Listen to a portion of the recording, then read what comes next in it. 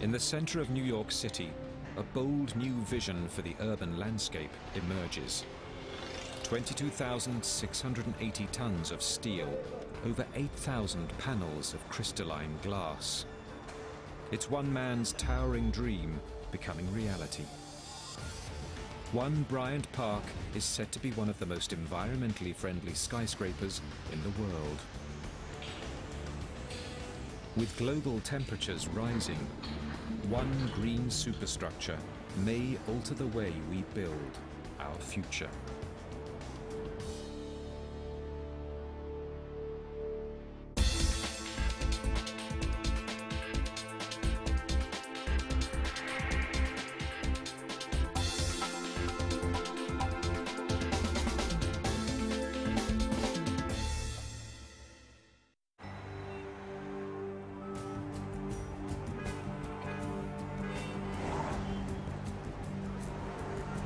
It's 8 a.m. in the center of Manhattan.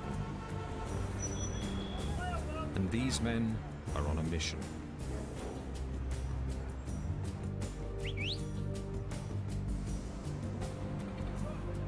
Today, they must raise over 45 tons of steel, 220 meters in the air, to complete the 48th floor of this monumental tower.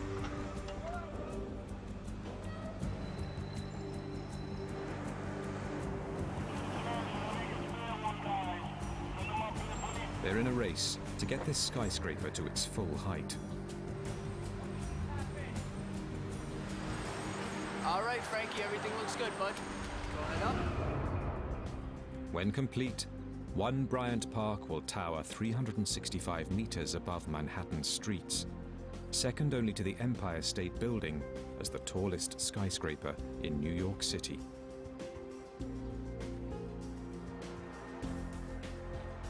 They must build the structure 288 meters high and then top it off with a 78-meter spire, one of the largest spires ever erected in the city. But the building's biggest achievement will not be its height. One Bryant Park is said to be one of the greenest skyscrapers in the world. Its combined green features will be unprecedented. It's an ambitious plan to have so many energy-saving systems combined in one skyscraper. And it's the brainchild of this man.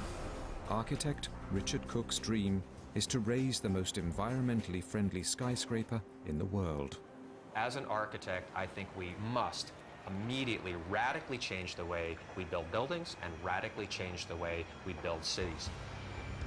I hope that when people look at One Bryant Park, they think that it could be an icon of when we started thinking fundamentally differently about the environmental impact of a skyscraper. Cook's vision, One Bryant Park, is out to tackle a big problem. Buildings account for nearly 40% of total US energy consumption.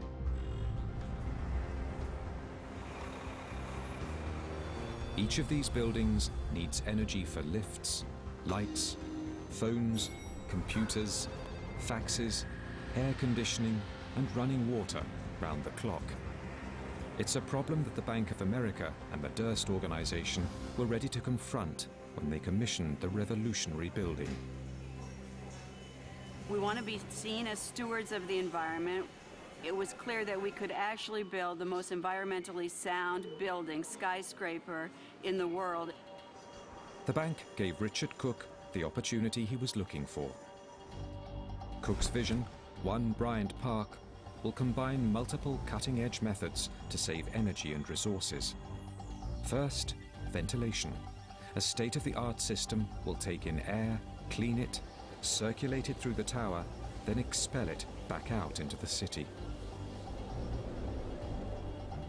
Next, recycled water.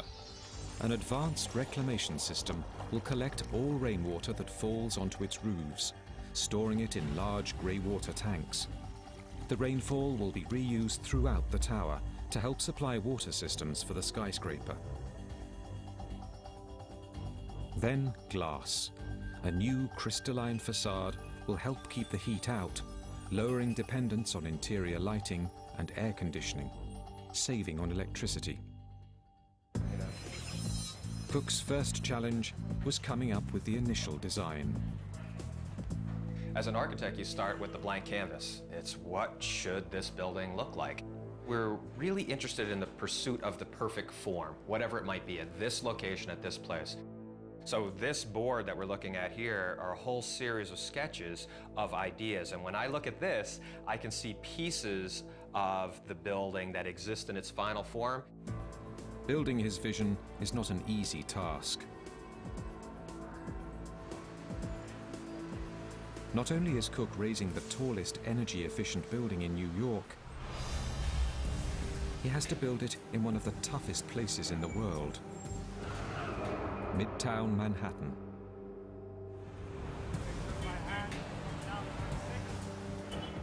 Erecting a skyscraper in New York City creates extraordinary challenges, especially at the corner of 42nd Street and 6th Avenue, one of the busiest intersections in the city.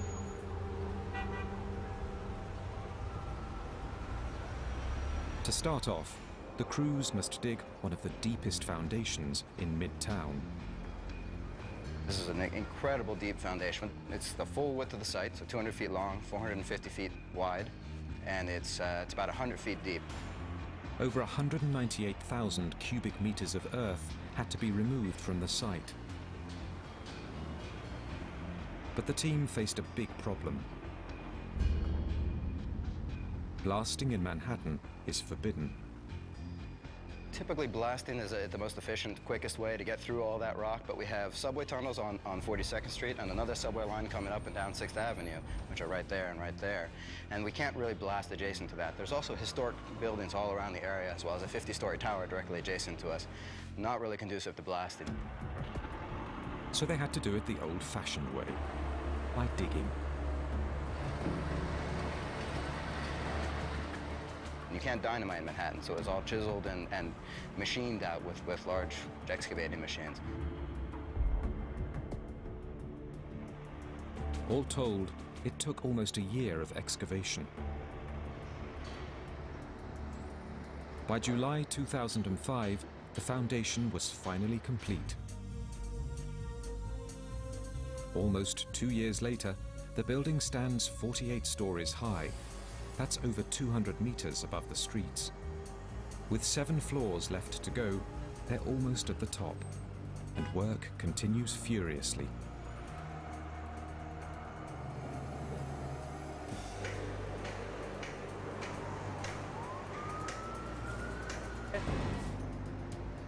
Today, they must lift almost 36 tons of material into the tower. With the help of a crane that sits almost 228 meters above the street. At the foot of the skyscraper, foremen prepare the loads. The crane operator is so high up, he can't see the loads hundreds of meters below.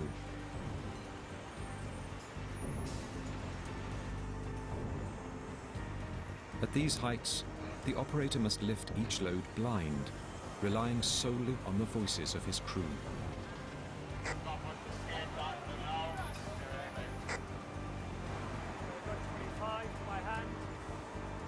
Keep coming up, 3, 2, 1, and coming into it. The crane's biggest job is lifting the enormous steel beams to iron workers that continue to build the floors of the tower. But first, the crew must get them to the site. The beams arrive on large flatbed lorries. This is just an average load. It's about 23 ton, in that range, give or take a couple hundred pounds. Getting a lorry like this through the city traffic can be a nightmare. We come in like 5 in the morning for traffic reasons. Mike will call us and say, all right, come on up. So then we start coming up. But that's the biggest nightmare, is getting here. By midday, the traffic gets worse. I need a long distance to make a turn now. Like there's no way I can make one of these turns down these streets. I'm gonna have to go down and cut over 3 lanes to make a left-hand turn down there. There's no room to park on these streets, so that's the issue. Once the steel arrives, the men work quickly, raising about 20 tons of steel to the 48th floor.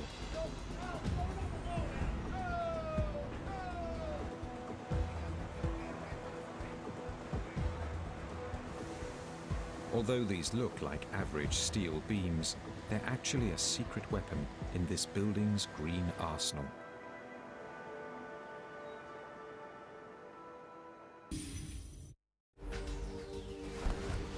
To be one of the most environmentally efficient skyscrapers in the world, One Bryant Park will embody state-of-the-art green systems from surface to core. Architect Richard Cook's conception is about changing how commercial buildings are constructed. The fundamental breakthrough wasn't to design a building and then see how green you can make it, but it was in the DNA of the project. It was, how do we fundamentally rethink the way we build a building? Cook's team decreed that many of the materials used to build One Bryant Park must be sourced within an 800-kilometer radius of the site, cutting transportation costs and energy use. What's more, the most basic building materials of the tower are largely recycled. It's one way Cook's team saves energy on the building from the ground up. All of the steel used to build the skyscraper is at least 60% recycled materials. Every steel beam going into the building started here. This plant collects scrap metal. Then steel workers melt it down, remove impurities, and adjust its chemistry. Our steel, first of all, starts with scrap metal. We recycle scrap metal. Almost 95% of our raw material is nothing but recycled scrap metal. That's your old cars, old washing machines, old dishwashers. We shred it, we compact it, we sort it, and that becomes our basic starting point. This molten liquid runs through molds and transforms into steel beams. Then, machines roll them out onto cooling beds, most still glowing from the heat.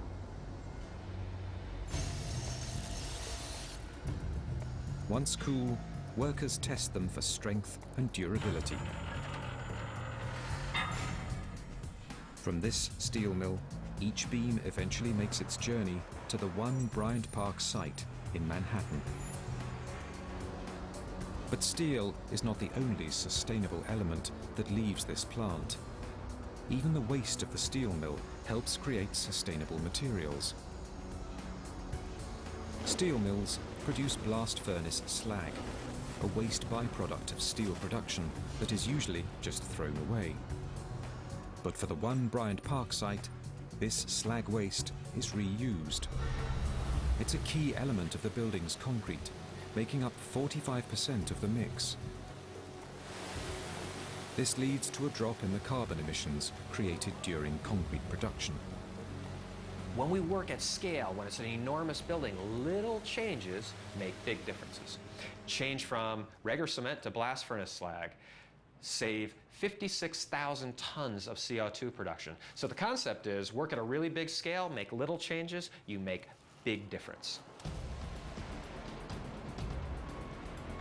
All told, 52,000 cubic meters of this concrete slag mix will fortify the superstructure. Not only does the production of concrete slag emit less carbon, it also makes the concrete stronger.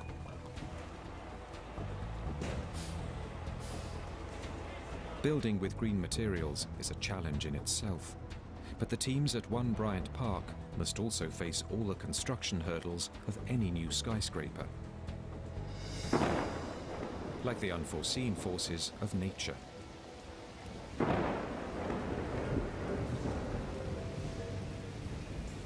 At the site, the skies open.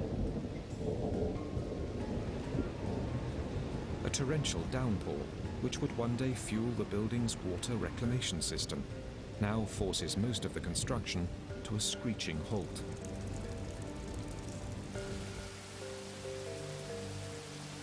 Between the driving rain the wet decks, it's made it difficult to get people up here in a safe environment for them to continue the steel erection. All the steel erection and the perimeter work is done for the day. But not everyone is deterred by the rain. To keep on schedule, work must continue. The team braves the elements, pouring concrete floors, even in the downpour.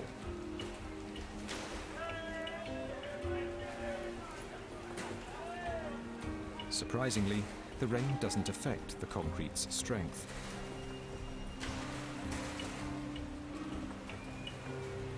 The men must keep pace with the steel erection to finish the building on time. As the building rises, so does the pace of the concrete team.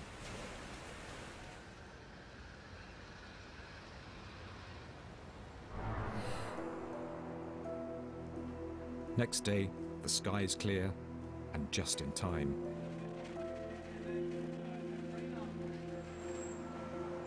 Today's schedule, lifting one of the building's largest beams to the rooftop. And now the problem isn't the rain, it's the wind.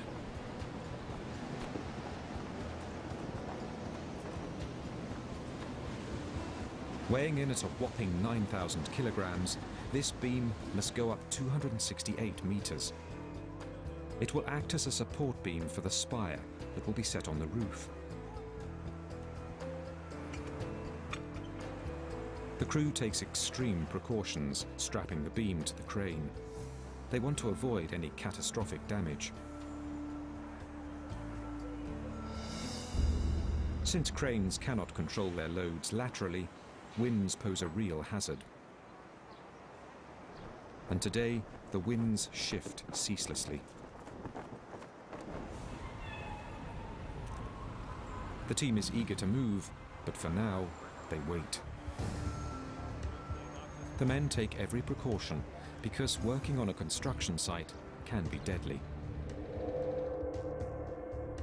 Crane accidents have claimed many lives in the last 10 years in the United States. In November 2006, an entire crane collapsed in Seattle, killing one man and damaging 3 neighboring buildings. 8 months earlier, a crane worker plunged to his death in Miami after the safety platform on which he was standing damaged a crane brace. The list goes on. So with this beam, the men will take no risks. We're going to send the load back today because, as you can see, it's too windy. We're almost 800 feet in the air, and you can see it's too windy. And picking it, they're worried that the load will spin into the crane. So we'll try it again in the morning. But they must complete the 52nd floor of the superstructure. It's easier said than done. The crews work over 243 meters off the ground. Each man must climb 2 12-meter ladders and walk a maze of steel beams to get into position.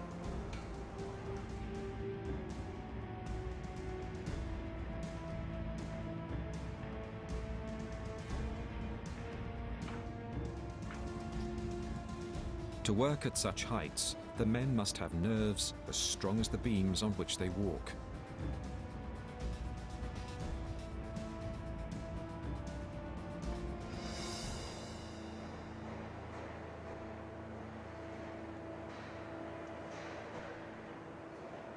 It's a high-wire balancing act with no safety net.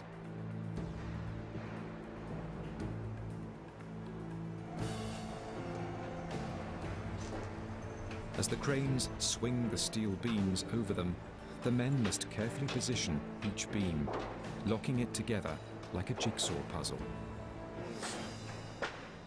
It's a careful balancing act, but the men are undaunted. Today, they succeed. With the final beam, they complete the 52nd floor of the tower. Each day, floor by floor, these men bring the superstructure one step closer to the spire installation.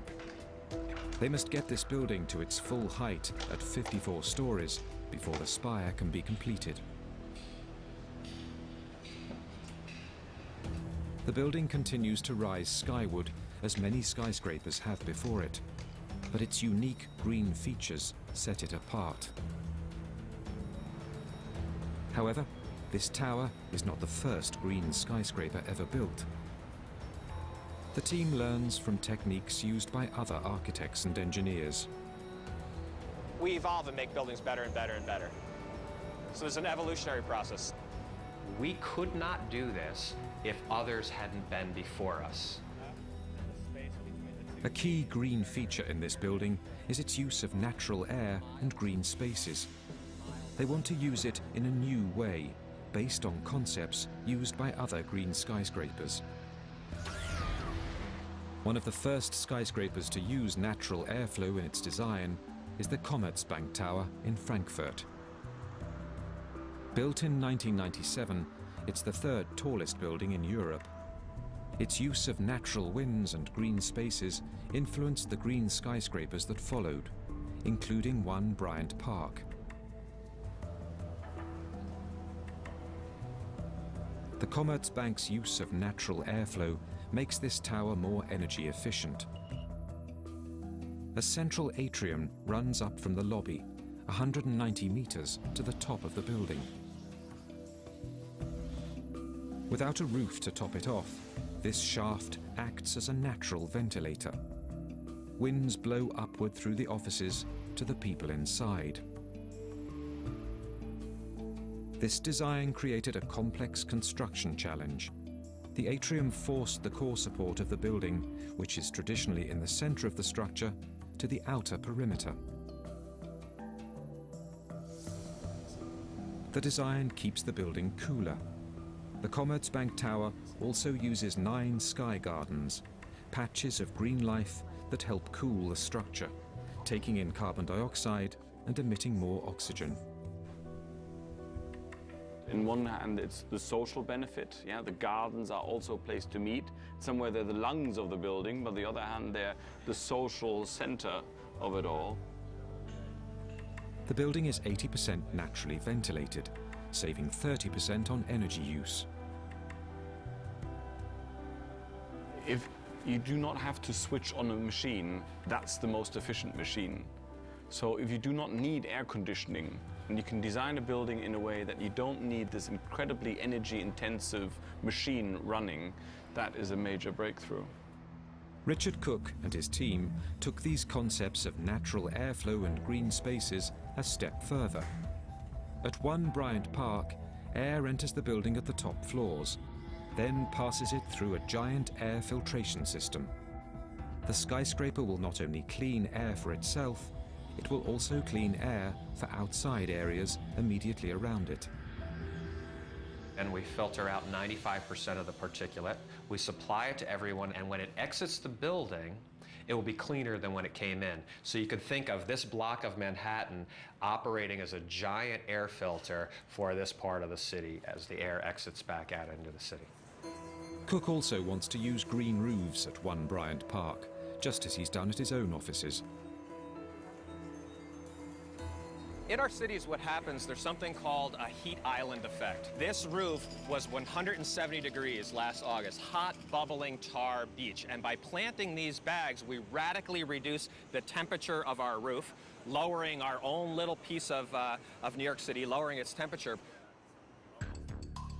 The green roof at One Bryant Park will not only keep the roof cooler, it will also serve as one of the collection points for rainwater. Cook and his team want to reuse every drop of rain that hits the building's roof. We're standing right now, we're standing on top of the 6th floor roof. This is one of the main roof surfaces where we're collecting water. And basically this entire area is going to be covered in a green roof. When rain hits this roof, it's absorbed by the plants. The excess funnels down into the building. There will be 4 tanks placed on different floors throughout the skyscraper, and one in the cellar. This grey water system captures and reuses almost all rainwater and most wastewater, saving over 400 million litres per year, which translates into an annual saving of about $500,000. For Richard Cook's system to be operational, the crew must first get this tank into place. It is the fourth of 5 that need to be installed. The men must lift this 32,000-litre tank into position from street level to the 41st floor above.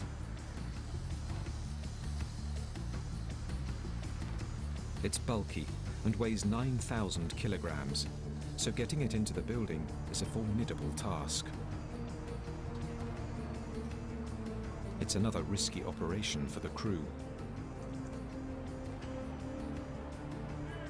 The straps must hold until the tank reaches its destination, over 122 meters above the street.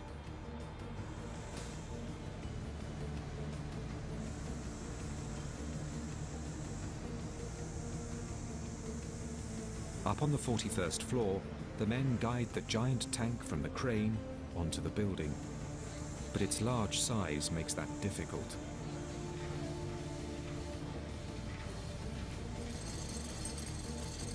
To do the job, the men must resort to using basic tools, like chains and rope. Once in place, the grey water storage tanks will hold almost 260,000 litres of water combined.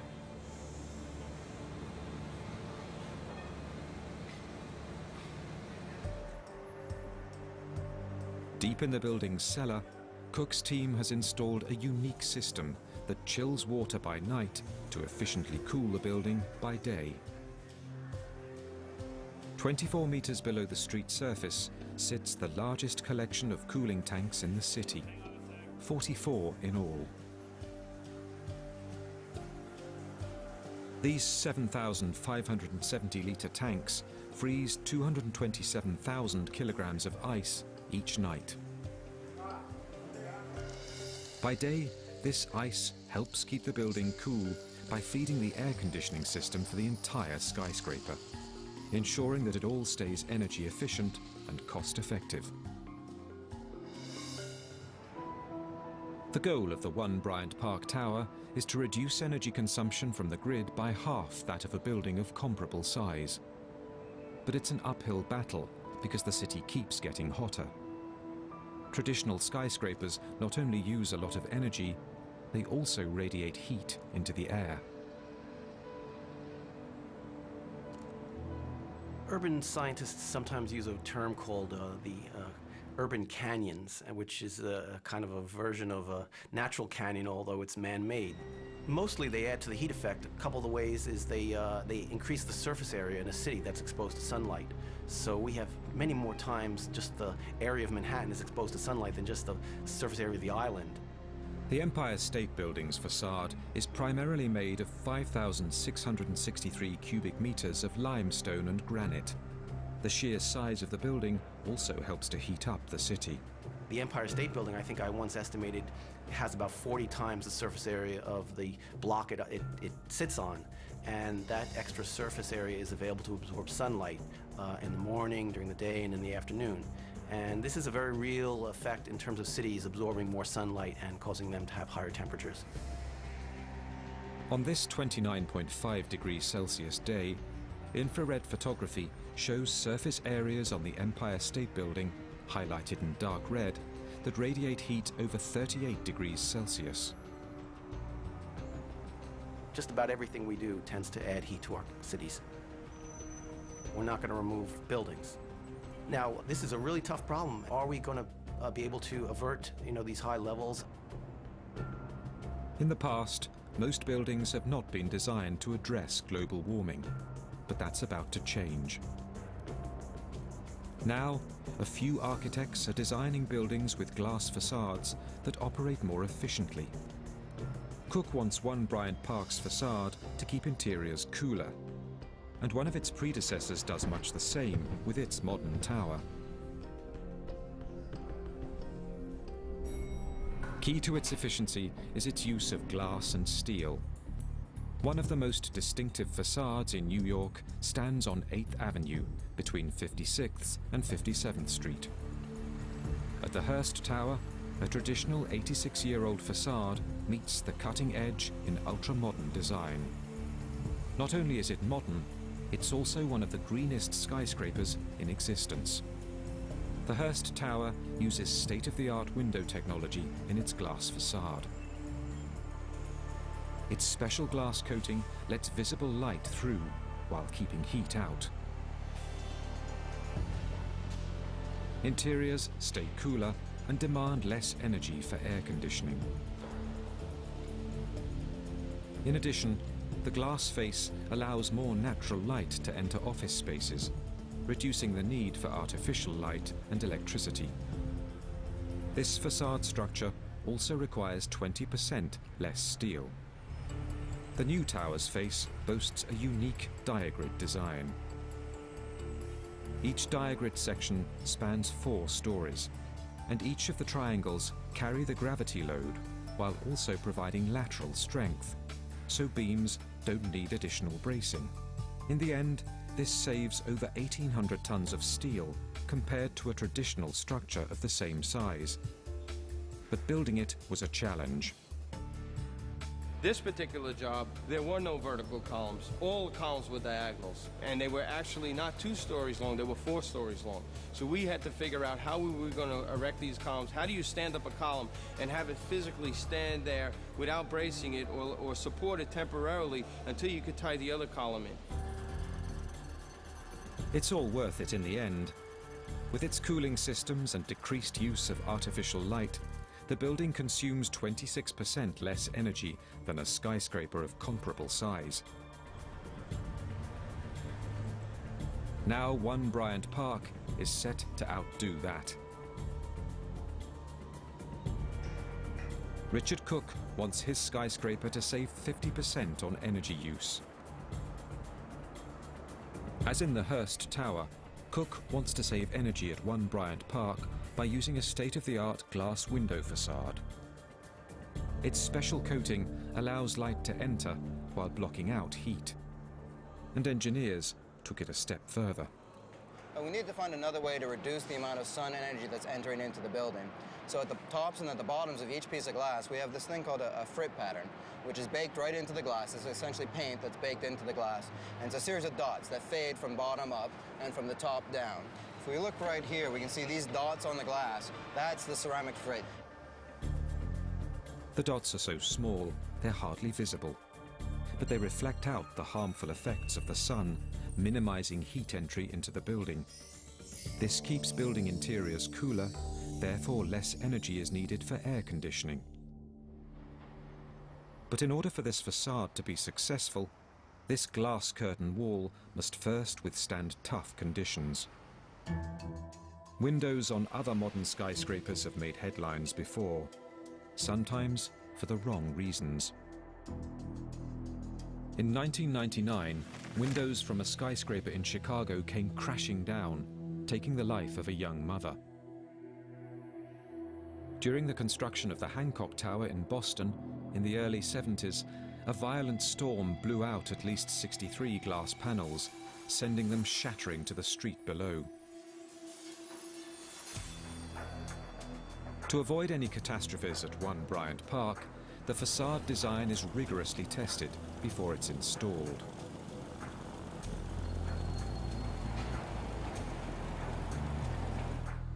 At this facility in Miami, Richard Sembolo and his team test equivalent glass facades under extreme conditions. They test the aluminium and glass curtain wall system with high-force winds and rains. The water rack provides the equivalent of 20 centimeters per hour rainfall. And this turboprop jet engine creates an 80 kilometer per hour wind force. We're inspecting the wall for leakage. We will look along the gaskets, down the gaskets, at the corners. The wind gusts are also moving the glass in and out, somewhere around 1/4 of an inch.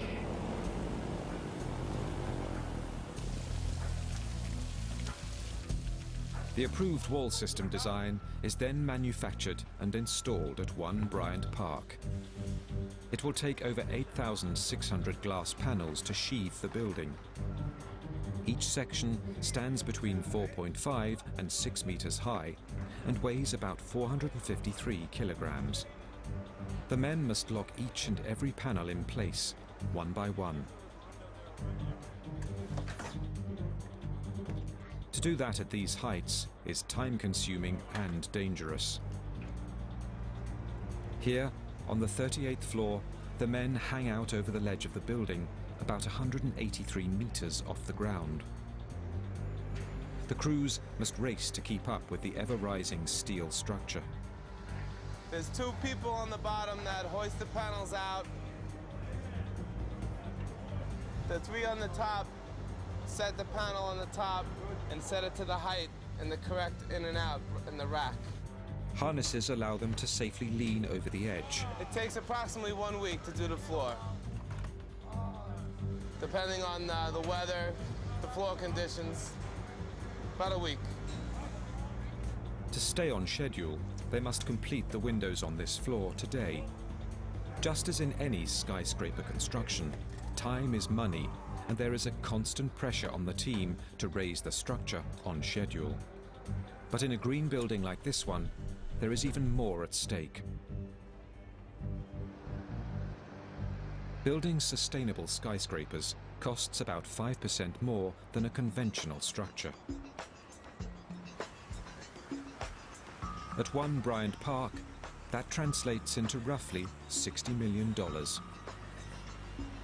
For many companies, these additional costs may be the biggest stumbling block against going green. Right now, a lot of these technologies are expensive, they're novel, and they're not really cost-effective yet. But Cook thinks looking at only these initial costs is short-sighted. If we save energy, ultimately in the long run, they will save vast quantities of money. The building will radically reduce the energy that it would have used if it was a conventional building. About half, about $4 million a year in today's dollars. People are going to be forced to think about sustainable design more seriously, whether or not they want to, because they're going to be forced by their pocketbooks. The price of electricity is forcing people to be much more environmentally sensitive. This is where business interests and environmental conscience converge. And when a commercial bank decides to go green, perhaps others will follow. In the short term, it is true that there were some additional costs associated with the building of this building. However, from an energy use perspective, from the health of our employees' perspective, from the perspective of long-term play, this is a home run. Back on the 38th floor, the window installation is almost complete. The men hang precariously over the edge of the structure, pulling together the final panels of this floor. As the windows continue to rise up the skyscraper at breakneck speed, the steel structure will soon stand at its full height.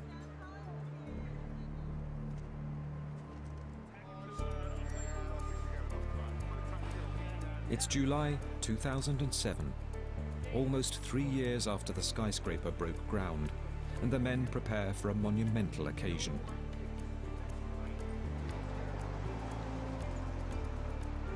They're about to lift the final beam that will complete the top floor of the superstructure. I'll tell you, it's a great project to be on. We're very proud to be here. And, you know, these buildings, they're getting prettier and prettier as they go up, and we're just very proud to be on this site. They leave their signatures as a permanent mark on the superstructure.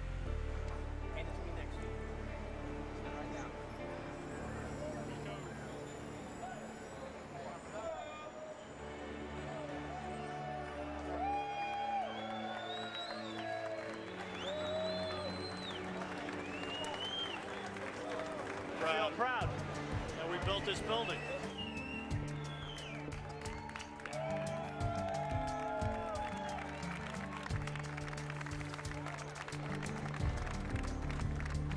The final beam reaches the top floor, but the work is not over yet. Now, with the floors of the superstructure at its full height of 288 meters, the men move on to their next big challenge, setting a 78-meter spire on top of the giant steel structure.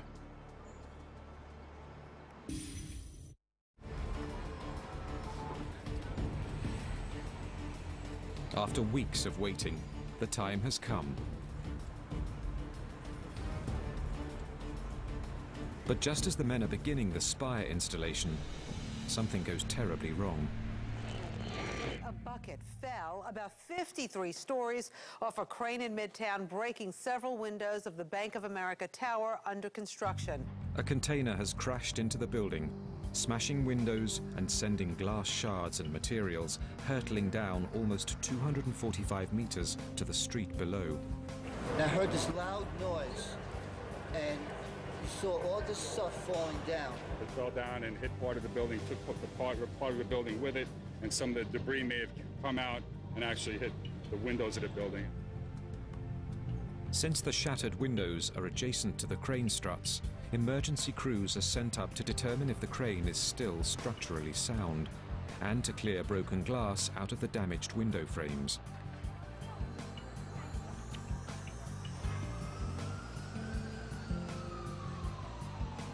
Four pedestrians and 4 workers are injured. The accident shuts down a 2-block radius around the site. All construction comes to a complete stop, and the team must regroup.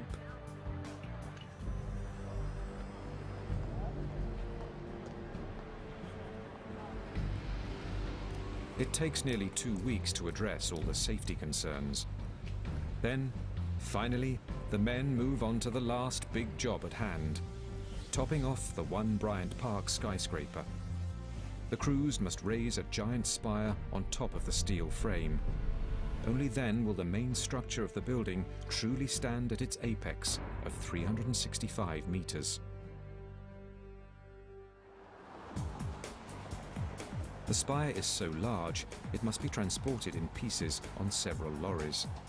And massive loads going into Manhattan need special care.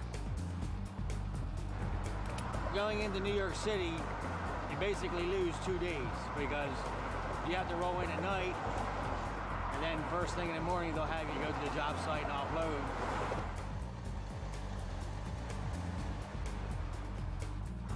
It is true what they say, this is a city that never sleeps and there's always traffic out there to deal with. It gets a little hairy at times, you know, but you have an escort behind you and he kind of blocks it off a little bit. Even though New York is a really big city, the streets aren't the biggest. Early the next morning, the spire pieces finally arrive at the site. We'll definitely get it up there. I don't know if they're going to set it or not, but they will get it up. They have to, because there's nowhere to sit on the street. The spire is made up of 70 individual steel pieces. Each must be lifted to the rooftop, where they will be assembled and attached to one another. The process is expected to take nearly 5 weeks under ideal weather conditions. Despite the fog, the men get to work. The crane lifts a 7.5 meter long, 1.5 ton section into position. At almost 275 meters in the air, a slight miscalculation can prove fatal.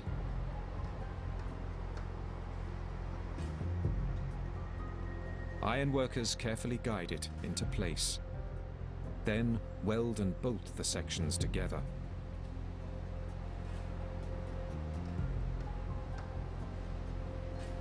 The operation goes off without a hitch. Over the next few weeks, the spire continues to go up section by section. In the end, One Bryant Park Tower will stand tall, 365 meters high.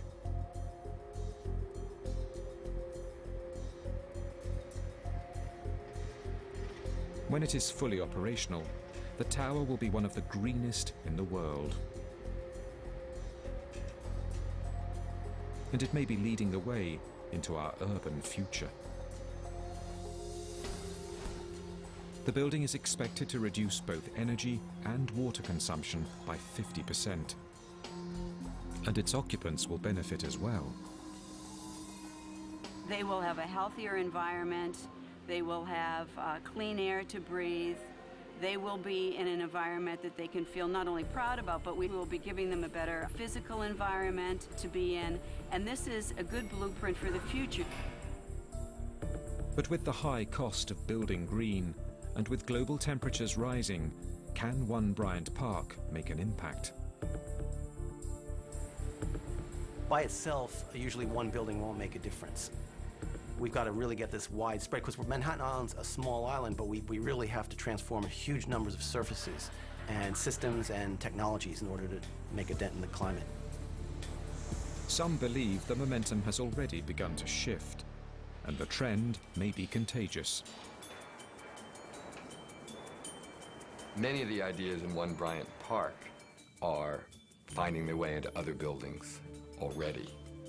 And in another few years, we'll see lots and lots of things like it. I don't think there's any question but that we're at a tipping point. Maybe we've crossed it. We're already over the line. The goal was to create the greenest building we possibly could. So people are watching carefully, like, gee, how did the Bank of America decide to spend the money to do a seriously green building? And in that small way, I hope that the building will be a trigger for lots of other projects around the country and around the world. But Cook's vision at One Bryant Park is among the first steps towards significant change.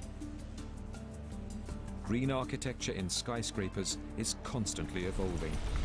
It's not an easy process, but it's a vitally important one for the growth of our cities and the future of our planet. So as far as green buildings go, it seems, at least for now, the sky is the limit.